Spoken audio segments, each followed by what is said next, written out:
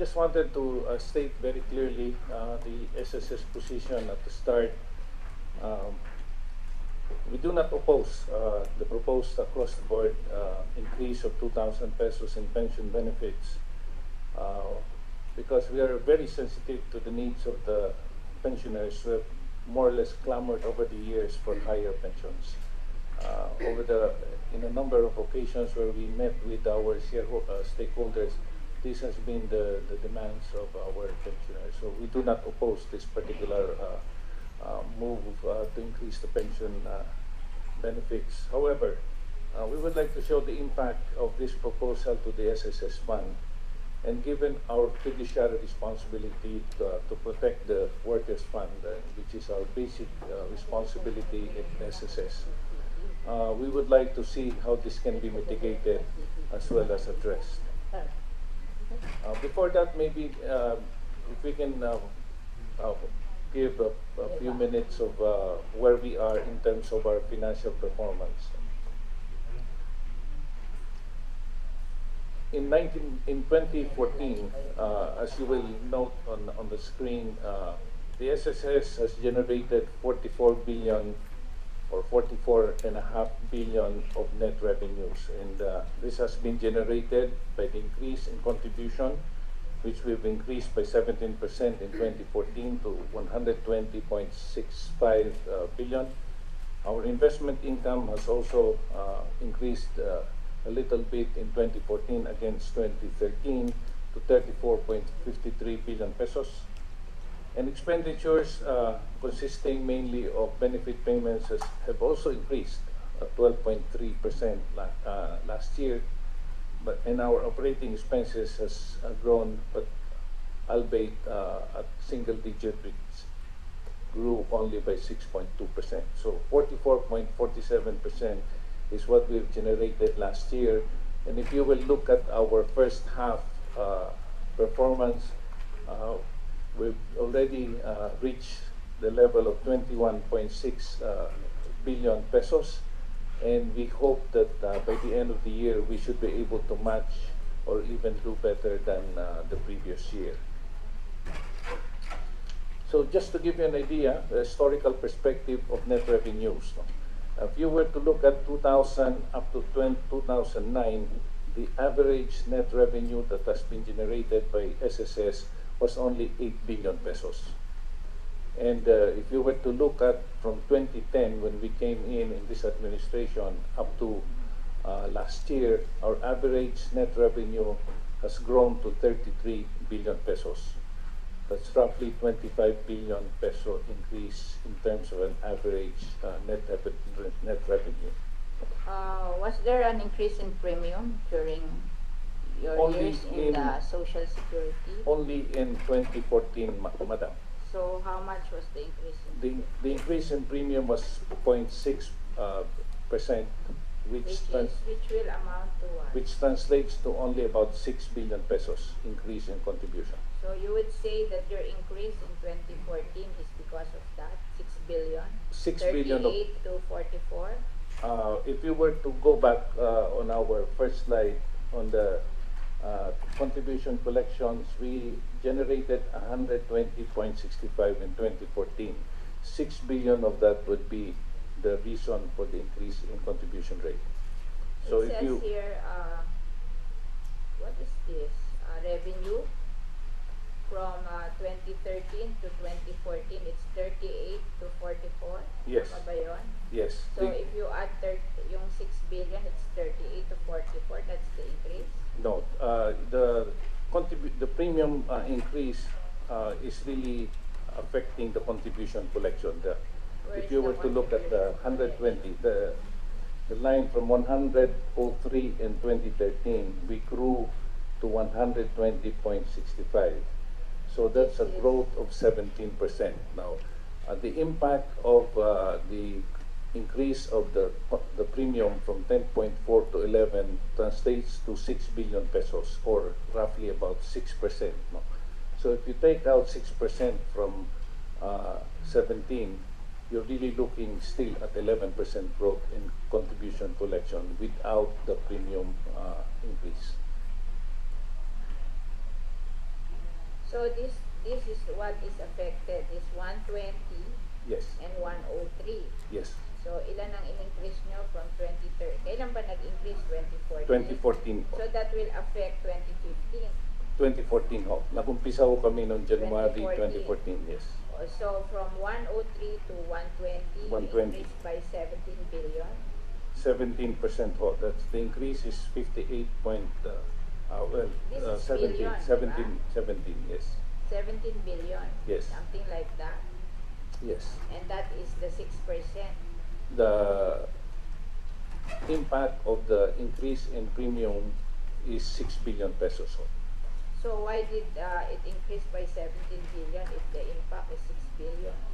It is also because of our effort to increase membership, at the same time increase compliance of our employers in paying the contribution collection. So your revenue is 34 billion in Revenue 2014 in in investment and other income. 34 billion. That's the That's 34 billion. yes. And how much is your investment portfolio? The investment portfolio is roughly about close to our asset base, which is about 400 billion. 400 billion. So your income is less than 10. Oh yes. How much? Yes. How much? It's last year our return to investment is roughly about 8%. 8%. Where do you invest your money? In government securities and corporate How bonds. much is government securities? To give you an idea, 100 billion is in equities, which is about roughly 25% of our portfolio. Equities? Yes, 25%. 25%. Ano return sa equities? That it's more than the PSE, so it should be roughly last year we should be doing roughly between 24. No, you should be doing. 24 You to would not 27. say we should be doing. No. That's you have computed it. How Yes, much? it's roughly about 24 to 27%. 27%. Yeah, 24 to 27. I don't have the exact number. And then yung government securities nyo, magkano nasa government securities? In the government securities, we have most of it, roughly about 250 to 300 billion pesos. 300 to 300? 250 to Hindi. 300 billion. If that's the case, then ang inyong portfolio is just government securities and equity. And corporate bonds. We have How much is corporate bonds? corporate bonds would be part of the 300 billion would be about So it's 30. not government securities. No, Corporate it's bonds. 30, including How much the is corporate bonds? 30, about 30 billion. Ano returns ng corporate bonds? It's a little over than the government securities, ma'am. It's normally at a premium over government securities. So what is government security, which is around 270? No, 10-year bond is doing last year at about between 4 to 5%. 4? To 5%. So 4.5. Yes. And then corporate bonds is what? Should be doing about 5 to 5.5%. Really? Yeah, the premium Mas would be, mababa. well, the premium is normal. We Anong invest corporate in, bonds to?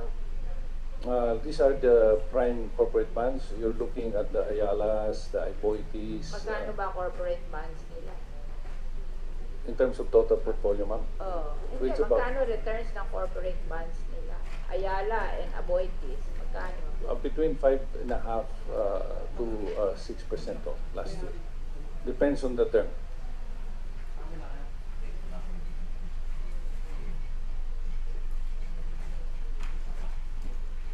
So, kung majority, so you'll be 8%.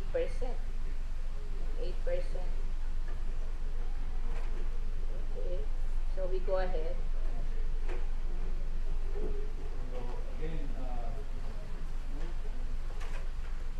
We wanted to show, next slide please. we've said earlier that we're running at about 33 billion net revenue when we came in. And we've reached basically an asset base of 444 billion pesos by mid-year this year. No? We started at 298 billion when we came in 2010. Can I ask you, your how many percent in equities? It's around 25%. 25%. And sa bonds is? Bonds is 30 billion, including government securities. No, the bonds is 30 billion. 30 over 400 is 300 divided by 4 is about 8, 7, 8. 8%, ganun ba? 3, 400 billion, less than 10%, di ba? Mga 8%. 8% ang nasa corporate bonds. Yeah. Yeah, 7. We have, And then, exactly sa government securities is 270. Is there a guideline for you on how you invest your money? we have guidelines as far as our charter is concerned. What is the there are a number of limits. Yes. Yes, What is the limit? What is the guideline?